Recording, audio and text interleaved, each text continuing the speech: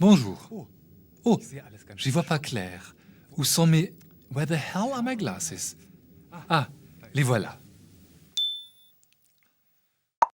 Cette précieuse aide à la vue, je viens de l'appeler en anglais glasses. Un mot très pratique et concret, des verres. En allemand aussi, il y a une expression plutôt bureaucratique pour cet instrument optique, expression qu'on trouve dans les permis de conduire. Augengläser, verre pour les yeux. Et c'est vrai, la partie la plus importante est en verre. Un ami qui venait d'emménager en Suède et apprenait le suédois a lu un jour une publicité qui l'a vraiment laissé perplexe. On y proposait à tous les retraités de se procurer de nouveaux glasögon, des yeux en verre, traduirait-on. Il était choqué. Mais en réalité, c'était ce qu'on appelle en allemand courant Brille. Die Brille. Mais d'où vient ce mot qui n'a rien à voir avec le verre? Très peu d'Allemands le savent.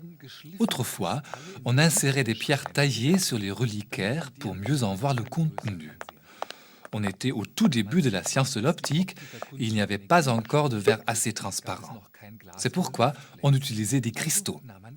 Et c'est ainsi qu'on découvrit leur capacité à corriger la vue. Ces cristaux, c'était surtout le cristal de roche et le béryl, un cristal un peu bleuâtre.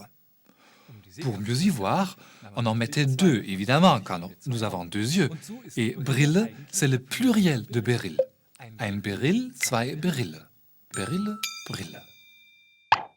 Ce pluriel se retrouve partout. Partout, on a deux yeux. En anglais, glasses, occhiali en italien, briller en norvégien. En français aussi, c'est un mot pluriel, les lunettes. C'est poétique, non? Deux petites lunes. Évidemment, la lune n'est pas transparente. Ici, c'est la forme ronde qui a donné l'analogie.